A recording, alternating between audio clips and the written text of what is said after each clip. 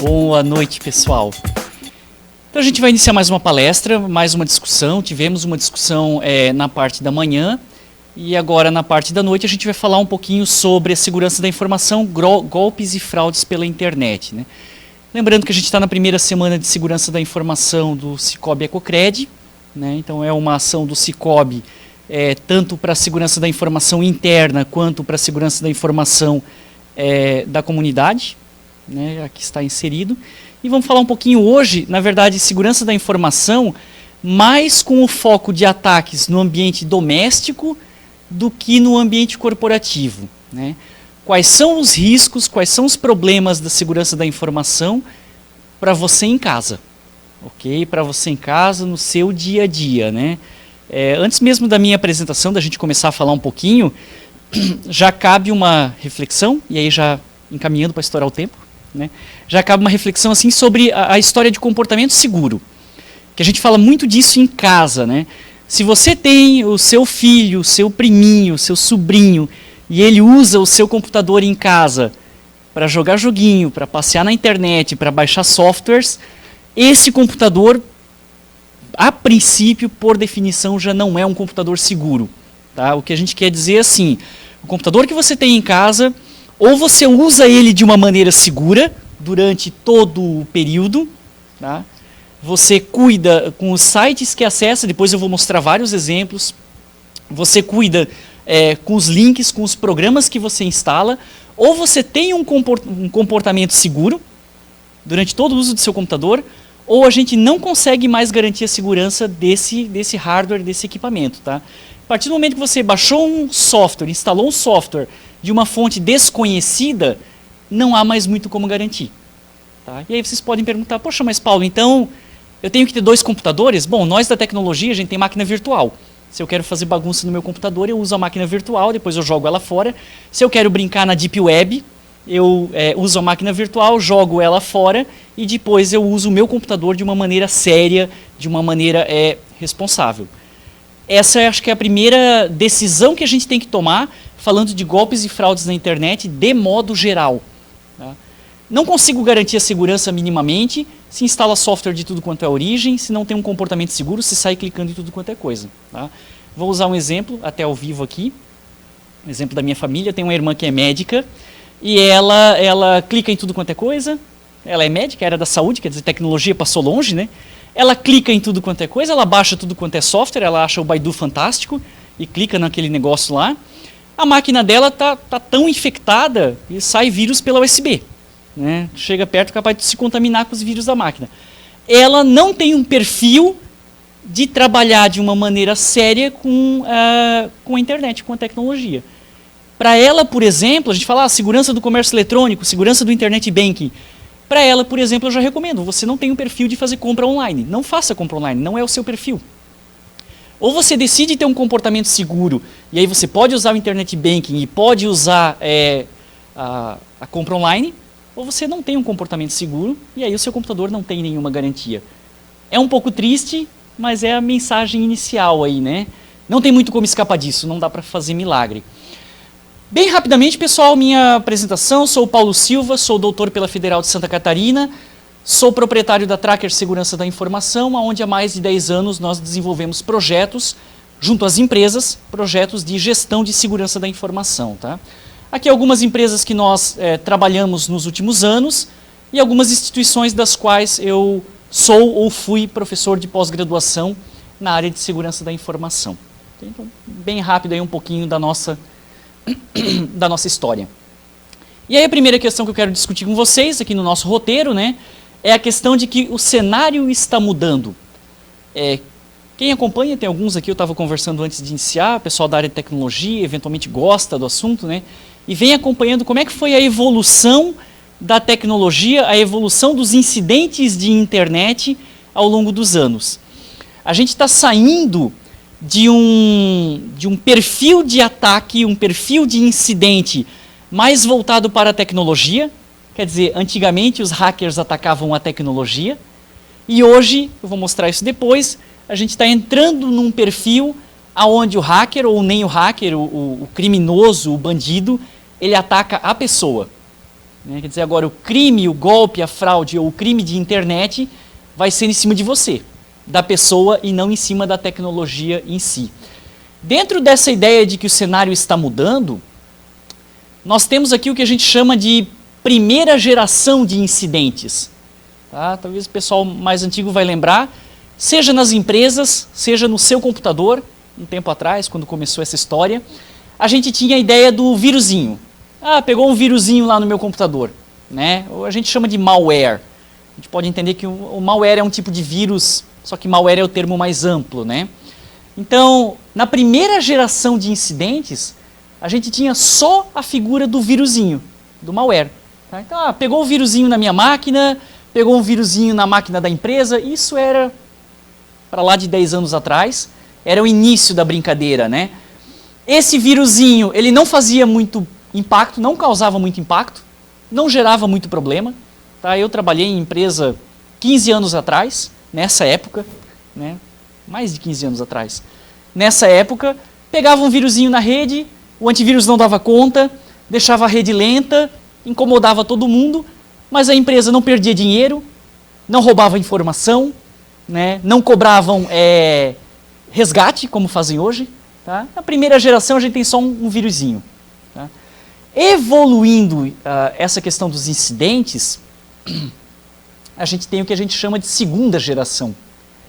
E já na segunda geração, a gente tem o início da engenharia social. Então, guardem bem essa palavra, principalmente porque a maioria de quem assiste, a maioria do público aqui, não é da área de tecnologia. Tá? Então, a segunda geração é o início da engenharia social. Que história é essa de engenharia social? Engenharia social, hoje, é o principal vetor de incidente. É o principal problema que a gente tem. Não é nem ataque de um hacker que conhece muito de tecnologia e invade o meu computador. Né? O principal problema que a gente tem é a engenharia social. Tá? E que história é essa de engenharia social? Eu sempre uso como exemplo, faço um paralelo, lá com o golpe do bilhete.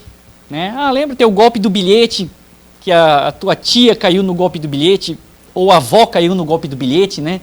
Eventualmente todo mundo tem um parente ou algum conhecido que tem um parente de alguém que caiu no golpe do bilhete. Tá? Engenharia social é a versão do golpe do bilhete, que te abordam na rua e dizem que estão com o bilhete premiado e querem um dinheiro para te vender esse bilhete. É uma enganação. Engenharia social é a versão tecnológica do golpe do bilhete, se a gente pode dizer assim. Engenharia social é quando o atacante ele vai contar uma historinha, ele vai jogar um papo e ele vai querer que você clique aonde ele deseja. Ok? E dentro dessa ideia de você clicar aonde ele deseja, ele vai invadir o seu computador. E esse é que é o problema, talvez, do início da segunda geração. A primeira geração era mais inocente, a segunda geração já é focada em lucro, as pessoas querem ganhar dinheiro, e aí dentro dessa ideia, eles vão contar uma historinha para que você clique aonde eles desejam, para invadir o seu computador e aí obter algum lucro. Esse é o maior problema hoje, porque o pessoal está querendo ganhar dinheiro, né? A segunda geração ainda não é muito aderente, ela é meio genérica. Sabe aqueles e-mails? Você está sendo processado, e-mail da Polícia Federal. Golpe, né? Geralmente golpe, Polícia Federal não envia e-mail. Aqueles e-mails, livramos todas as suas multas. Né? Então aqueles e-mails que são pouco aderentes, eles não fazem muito, não tem muito a ver com a minha realidade, eles são da segunda geração. E aí, a gente tem a terceira geração, que é o que está pegando hoje, tá? Na segurança da informação, tanto para as empresas, quanto no mundo pessoal, no mundo individual, para cada pessoa, você na sua casa. Né? Na terceira geração, nós temos o avanço da engenharia social muito mais aderente ao alvo. O bandido agora, ele conhece a sua realidade, ou ele tenta conhecer a realidade de um grupo de pessoas, de uma massa de pessoas, ele conhece a sua realidade e ele não cria um golpe genérico, ele cria um golpe específico. Um golpe, por exemplo, que tem a ver com uma notícia, eu vou mostrar algumas questões depois, né? Um golpe que tem a ver com uma notícia que está acontecendo, com a morte de alguém famoso, um golpe que tem a ver com alguma notícia política. E aí dentro dessa realidade que está acontecendo, que é muito mais aderente à nossa vida, eles constroem o golpe e a fraude. E outra questão importante da terceira geração é o uso do telefone. Agora a engenharia social, ela usa o telefone para estabelecer uma relação de confiança. Tá? O engenheiro social mais moderno, mais avançado, ele vai telefonar para você, vai estabelecer uma relação de confiança. A partir dessa relação de confiança, ele vai enviar um e-mail e a partir desse e-mail ele vai contaminar o seu computador e aí extorquí-lo, né? Seja ganhar dinheiro, cobrando resgate, seja roubando a sua informação e vendendo para terceiros. Tá? Uma coisa que a gente tem que ter em mente é que essas novas gerações de incidentes, de ataques, de golpes e fraudes na internet, elas dão dinheiro. E dão muito dinheiro para muita gente. E por isso o pessoal vai trabalhar para fazer esse golpe. É bem isso aqui que eu queria mostrar, né?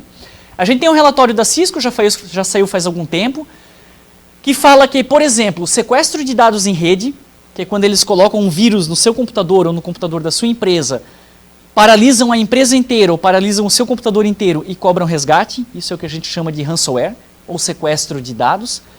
A gente tem uma estimativa de que o sequestro de dados causa anualmente 34 milhões de dólares em lucro para quadrilhas. Então, efetivamente, nós temos quadrilhas de crime organizado trabalhando com segurança da internet. Aliás, com segurança não, trabalhando com ataques de internet. E para eles, se eles vão ganhar dinheiro de uma empresa ou vão ganhar dinheiro de uma pessoa física, indiferente, eu quero ganhar dinheiro. Okay?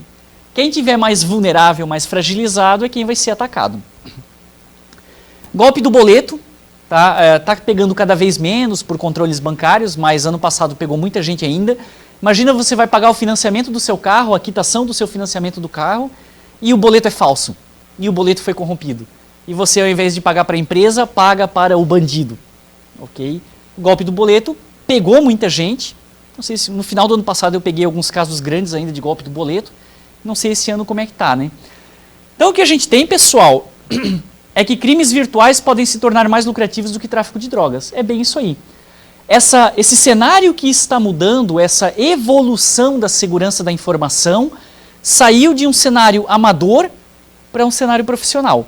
A gente tinha pessoas individuais querendo ganhar dinheiro e agora a gente tem quadrilhas bem estruturadas querendo ganhar dinheiro e fazendo ataques domésticos ou corporativos, né? Isso aqui eu vou passar bem rápido, são estatísticas, tá?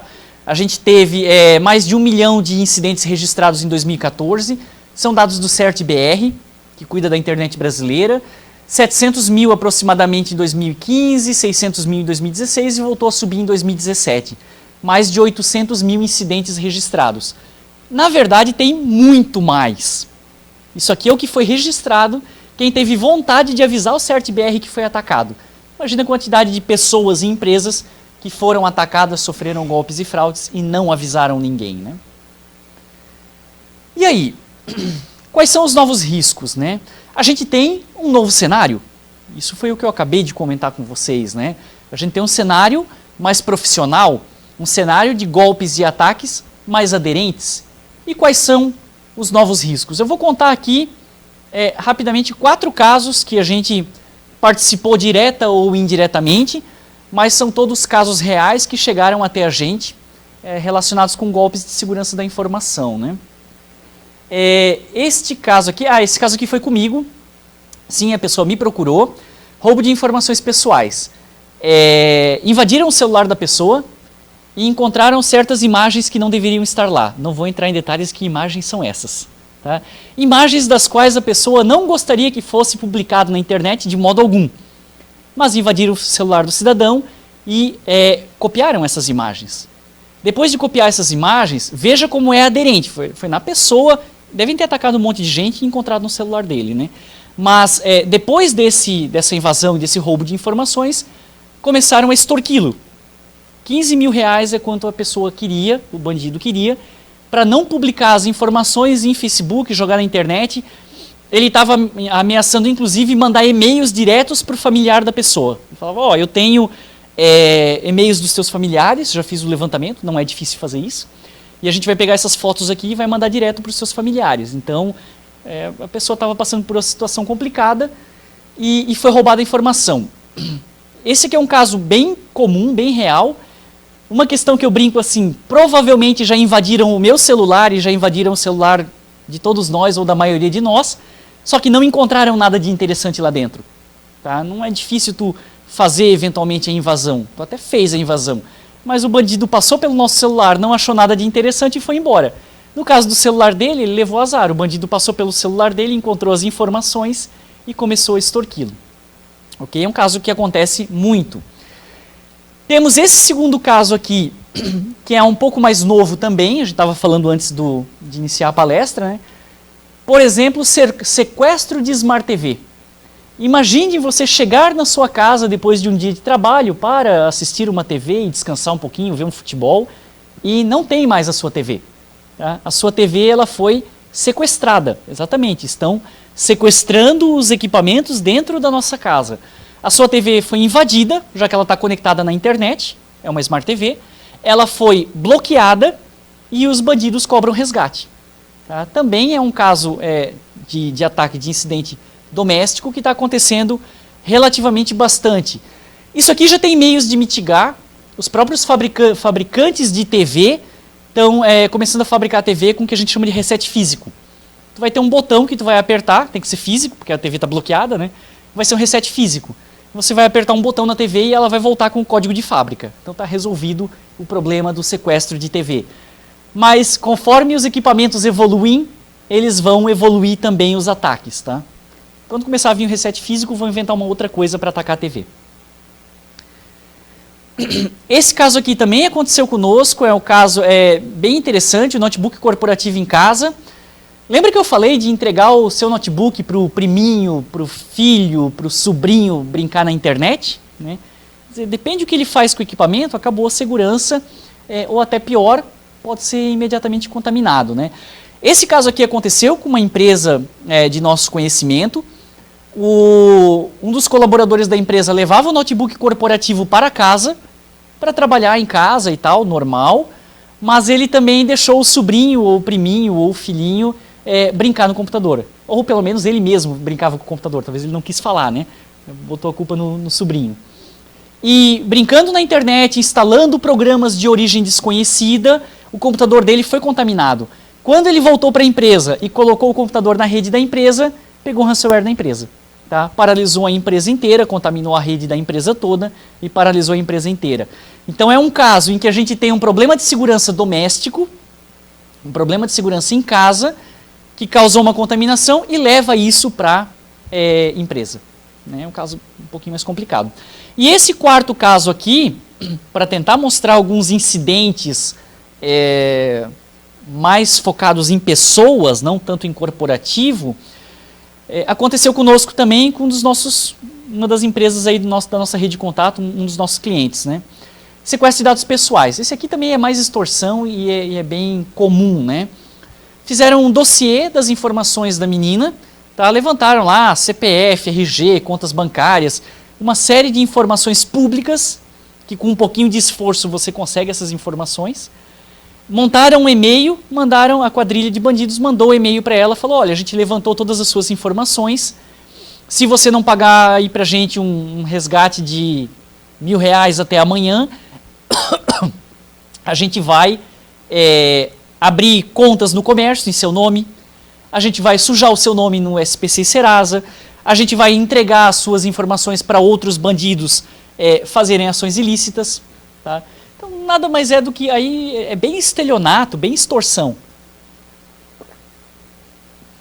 A pessoa em si ficou bem preocupada, né? Na verdade a menina estava até quase chorando lá de susto mesmo, de ter as informações dela roubadas, mas a gente registrou um boletim de ocorrência e não tomou mais ações. Era só um blefe praticamente, né? Era uma maioria informações públicas. O que eu quero mostrar para vocês com esses 4 casos aqui? Né? Quero mostrar que existem realmente quadrilhas profissionais em ataques de internet, profissionais em golpes e fraudes, que estão focando em cada um de nós, tá? Para tentar roubar as nossas informações ou indisponibilizar o nosso computador, ou a nossa TV, pior ainda, né? O computador eu até fico sem, não me deixa sem a TV. E uma vez feito isso, cobrar um resgate. Tá? Isso é o que essas quadrilhas profissionais querem fazer. E como elas farão, né? Como acontecerão esses incidentes? Eu tinha comentado da engenharia social. O principal vetor, o principal meio para se fazer todos esses ataques, ganhar dinheiro, extorquir as pessoas ou indisponibilizar o recurso da pessoa, hoje o principal meio é a engenharia social.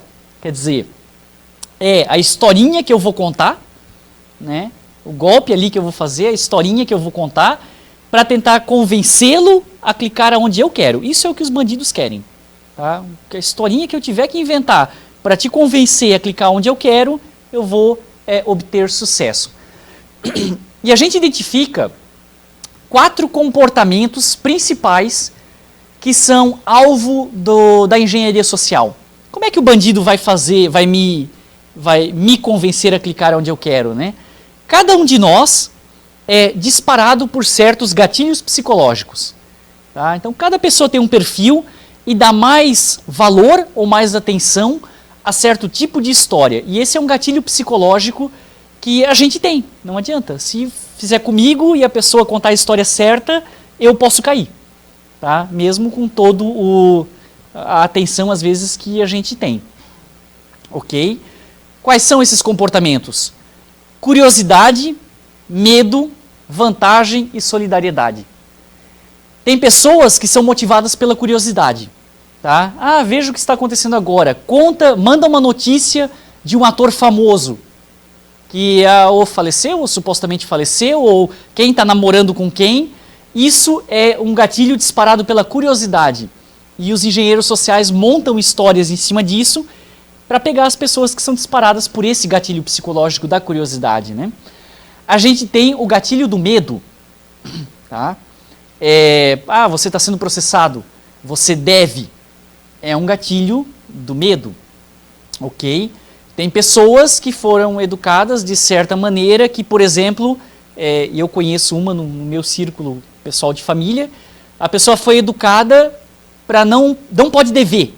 Tu não pode estar devendo nada para ninguém. Se eu estou devendo um boleto, se eu estou com uma dívida atrasada, eu sou caloteiro, e a pessoa foi criada desde pequenininha com esse controle moral do medo de dever. Tá? Uma vez aconteceu com essa pessoa de receber um boleto de uma operadora de telefonia em que a pessoa estava com uma fatura em aberto. Tá? A pessoa em questão, ela nunca teve telefone daquela operadora de telefonia, nunca teve nada com aquela empresa, mas ela queria pagar o boleto. E eu falava para a pessoa, isso é um golpe, isso é uma fraude, e a pessoa falava para mim, não, tem que pagar o boleto, está acabado. Tão forte o gatilho psicológico dessa pessoa para com esse golpe do medo.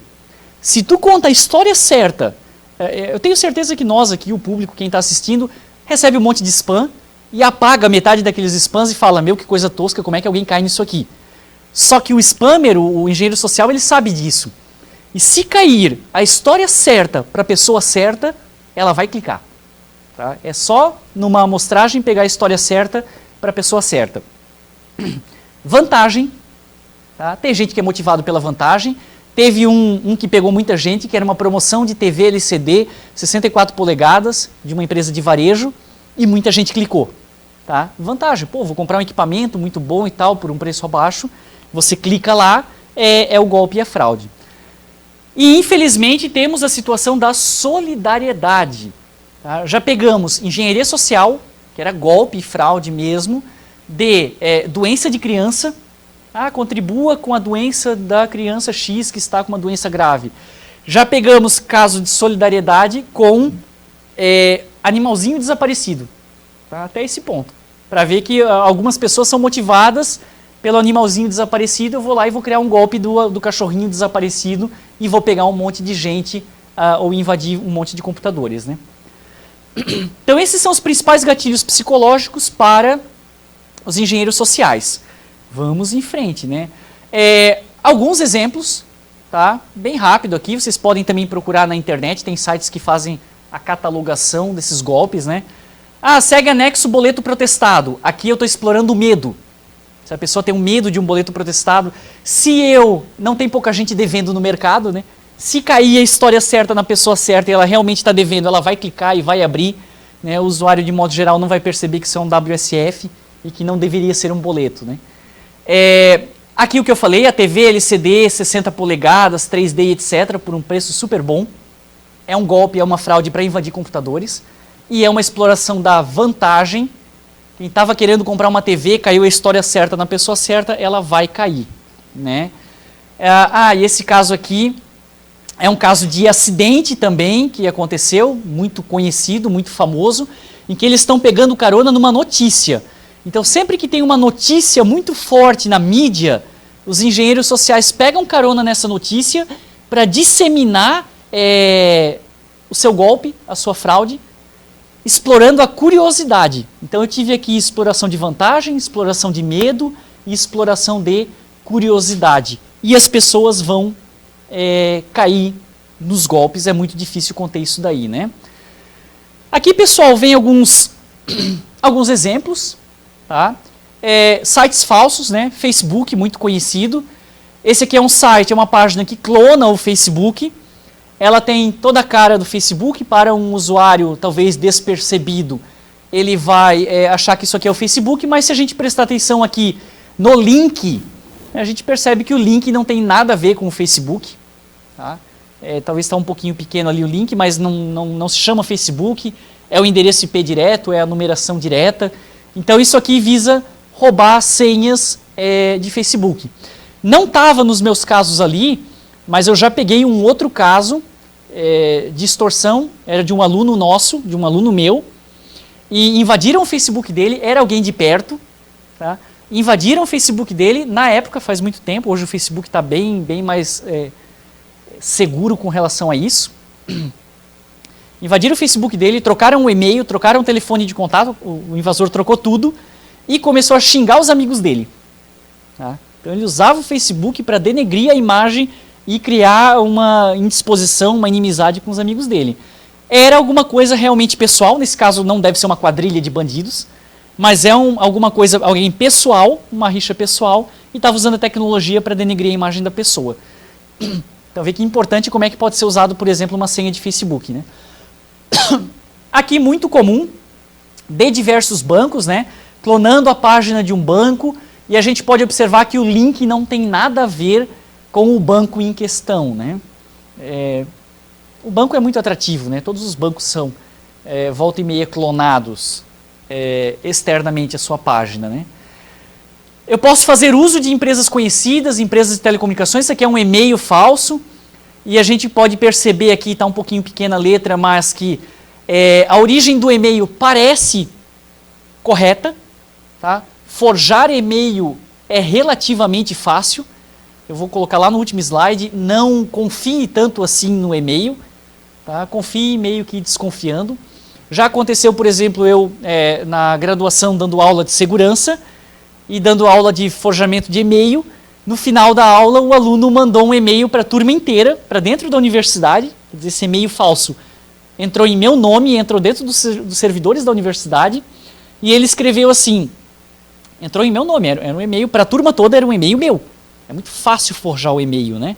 E ele escreveu assim, kkk, galera, a aula está dispensada, está liberada a semana que vem, todo mundo para o bar. Né?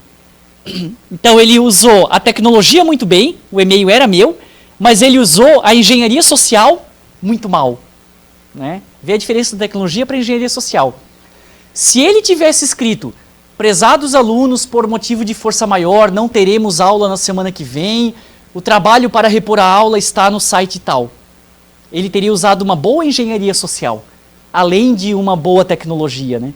Se ele tivesse feito isso, nem eu ia para a aula. Eu ia dizer, pô, eu mandei o e-mail, eu escrevi, então eu não vou para a aula. Vê como a engenharia social pode ser poderosa. Okay? Mas aqui é um forjamento de e-mail e a gente observa no link. Eu acho que o grande segredo, vou falar isso depois, né, é olhar o link, olhar o endereço. Será que o endereço faz sentido com essa entidade que eu estou me relacionando? Será que o endereço em questão aqui tem alguma coisa a ver com Vivo? Vivo, ou TIM, ou qualquer empresa de telecomunicações, forjada aqui no caso, né? Isso aqui bem rápido, só para destacar. Nós temos também incidentes ligados a SMS, tá? Tem N golpes que são mandados via SMS, não é porque veio via SMS que é seguro, O SMS, a mensagem de texto pode me encaminhar para um site falso. E nós temos N golpes ligados a WhatsApp. Tá? Teve um que aconteceu, acho que foi no ano passado, você clicava, ele invadia a sua rede de contatos e ele enviava o WhatsApp para todos os seus contatos, com uma promoção, alguma coisa assim. Então imagina, o seu colega, ele ia receber um WhatsApp de você. Né? Pô, recebi um WhatsApp do Guilherme aqui, de uma promoção, vou clicar. Ele invadia, daí eu clicava, ativava, invadia a minha caixa e propagava o golpe para as outras, para toda a minha rede de contatos. Então explora a confiança, explora o WhatsApp. Né? E aí direciona para sites falsos. Né? Muito bem, dentro do nosso tempo aqui, vamos lá.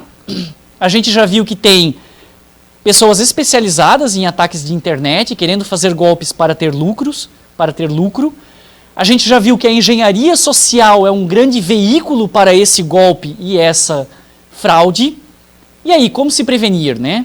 Entendido como sendo um pouco mais seguro, né? Mas quando você para em cima do documento, você vê que o documento não é um PDF. Né?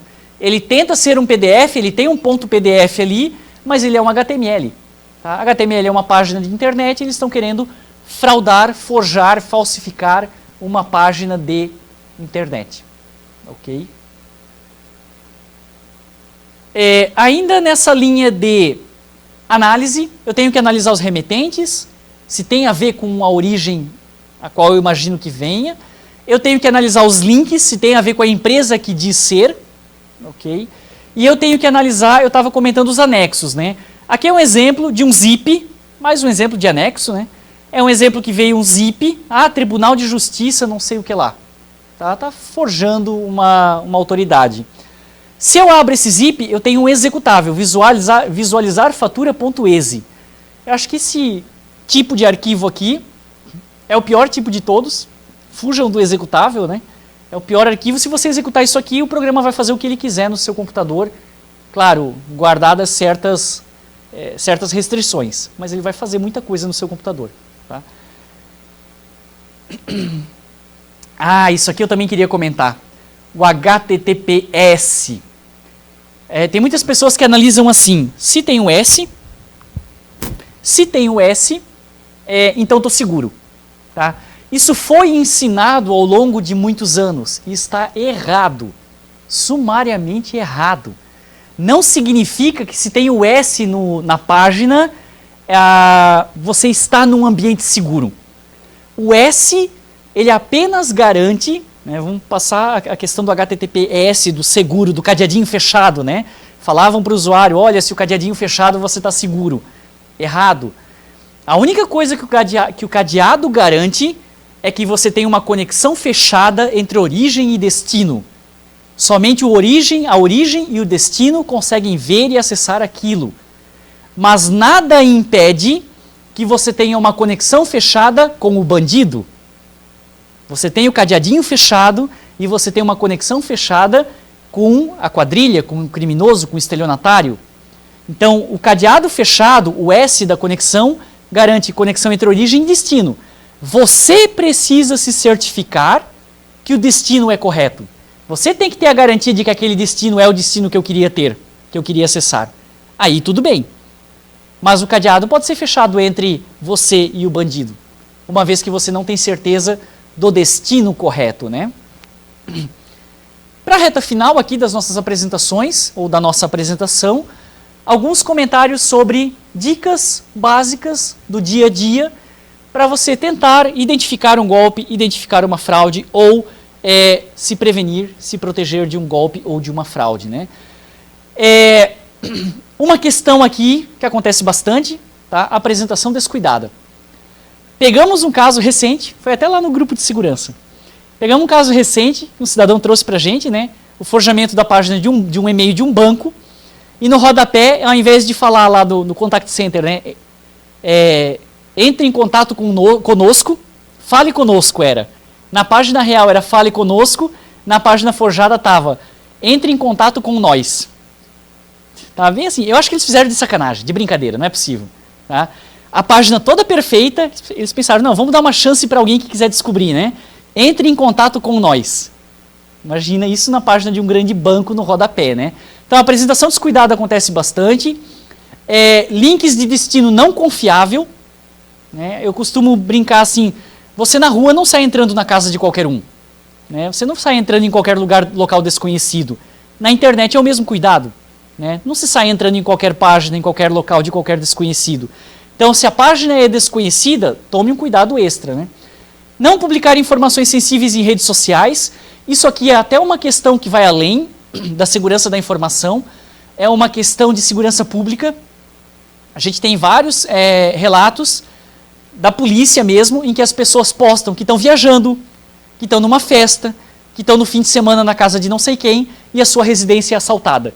Então os bandidos conseguem obter a informação de que você está viajando, de que você está numa festa, que você está na casa de alguém, eles sabem que a sua casa está vazia, e vão lá e assaltam a sua casa.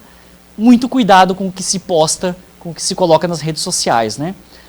Desconfie de informações de desconhecidos, né? Tem N golpes, volta e meia a gente escutei hoje de novo, alguém cair num golpe do primo que está vindo de longe, tá? Não dá para acreditar como é que alguém cai nisso, mas eu já vi pessoas muito instruídas, eu conversei com um colega, muito instruído, o cara tem pós-graduação, ele sabe o que ele está falando, e ele caiu no golpe do primo que estava vindo de longe, porque ligaram para a mãe dele, e a mãe dele ligou para ele pedindo dinheiro, e ele depositou, ele confia na mãe dele.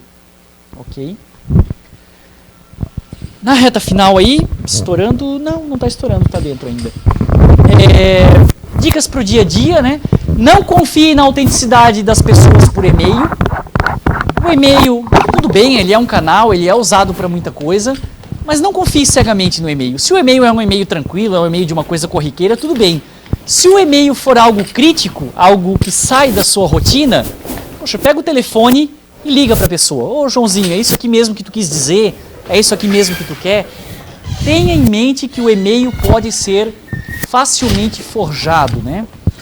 E aí, isso vem de carona aqui com a segunda dica, né?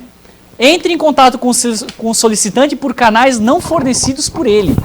Se você recebeu uma página da internet falsa, vamos pegar o exemplo aqui, né? Qualquer uma.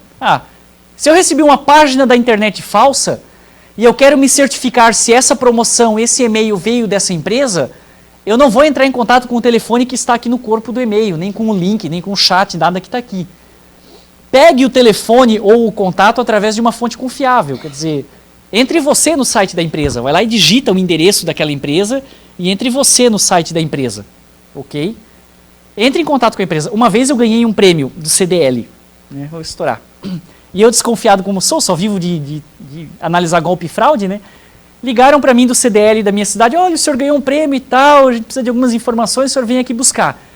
Eu mandei os caras se catar e disse, não, isso é golpe, é fraude. Depois eu fiquei analisando que eu tinha comprado material de construção numa loja que fazia parte de uma promoção e eu tinha preenchido os cupomzinhos. Né? Então eu pensei, talvez eu ganhei mesmo. Eu peguei, não retornei o número daquela ligação, eu peguei o telefone do CDL e liguei direto para o CDL da cidade para confirmar a informação. Ou seja, ligue, confirme a informação através de um canal que você confia, né? E aqui eu acho que é a última, antes da gente falar do último slide ali, que é o futuro, né? Não utilize o mesmo computador para o trabalho e para o lazer. É o que eu tinha comentado no início da palestra. Não há como garantir a segurança da informação se o sistema operacional do computador, se o Windows foi corrompido, se o sistema base foi corrompido. Não há como garantir a segurança da informação. Sabe o que os hackers fazem, por exemplo? Eles fazem a falsificação do navegador. Você usa lá o Chrome, você usa o Firefox, usa o Internet Explorer. O que um hacker faz é falsificar o seu navegador de internet. E aí dentro dessa ideia, tudo que você navegar já está falso. Tá? Se eu conseguir forjar, se eu conseguir substituir o navegador de internet do seu computador, eu posso te mandar para uma página do banco, que vai parecer a página do banco, é o nome do banco, tem o S, tem tudo, e você está na página falsa. Ah, mas Paulo, como é que eu faço para não falsificarem o meu navegador? Bom, não baixe arquivos de fonte desconhecida, não instale programas de fonte desconhecida, não tenha pirataria no seu computador, tudo isso são vetores para esse tipo de incidente. E aí, pessoal, reta final. A gente sabe que as dicas de prevenção não são muito fáceis, né? Tem que ter um cuidado, tem que desconfiar, porque os golpes realmente acontecem. Vou contar uma outra historinha aqui, antes de entrar no futuro, que é o último slide. Teve um colega meu, ano passado, colega meu de tecnologia, gestor de TI, ele comprou um móvel, ele comprou uma geladeira, aliás, na Ricardo Eleutro. Tinha um L no meio da Ricardo Eletro. Então o bandido foi lá e registrou um domínio Ricardo Eleutro com L, porque o L é meio despercebido ali no meio.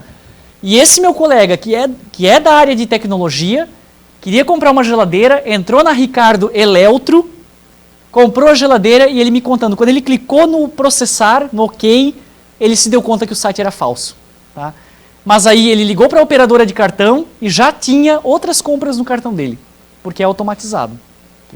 Então essa questão que aconteceu com essa loja específica, Ricardo Eletro ou Ricardo Eleutro, poderia acontecer com qualquer outra empresa, com qualquer outro domínio. Eles colocam uma letrinha ali no meio para confundir a gente. Tanto uma pessoa de tecnologia pode cair nisso, quanto alguém que não é da área de tecnologia. O problema é a atenção, o cuidado, desconfiar sempre, né? Últimos 2 slides. Será que a nossa tecnologia está melhorando? Não. A nossa tecnologia ela está ficando cada vez mais complexa. Essa complexidade ela abre brechas para os atacantes. Tá? Então, se eu falar de expansão da tecnologia para a nuvem, pode abrir novas brechas, mais do que se eu tiver tudo em casa. Expansão da tecnologia para dispositivos móveis, pode abrir novas brechas, tanto quanto as brechas que eu tenho em casa. A tecnologia está ficando um pouco mais vulnerável, talvez, ao invés de ficar um pouco mais fechada. E aí a gente tem um desafio maior. E, último slide, certamente, novos golpes e novas fraudes serão lançados. Teremos novos golpes, eu falei bastante do sequestro de dados, da invasão de dispositivos móveis, da extorsão, mas teremos novos golpes e novas fraudes lucrativas, porque as quadrilhas, os estelionatários, os bandidos estão de olho em ganhar dinheiro com isso, e novos golpes e fraudes serão lançados em 2018, 2019, 2020 e assim por diante. Né? O nosso cenário de tecnologia não está exatamente melhorando, só o ataque está migrando. O ataque está migrando da tecnologia para as pessoas. Por isso que a gente está fazendo essa palestra aqui hoje, essa semana de segurança da informação do Cicobi. Não se ataca mais somente a tecnologia. E não é mais somente a tecnologia que dá conta de conter os ataques. O ataque agora é a pessoa. Né? E eu preciso proteger, eu preciso conscientizar a pessoa a se desviar do ataque. Ok?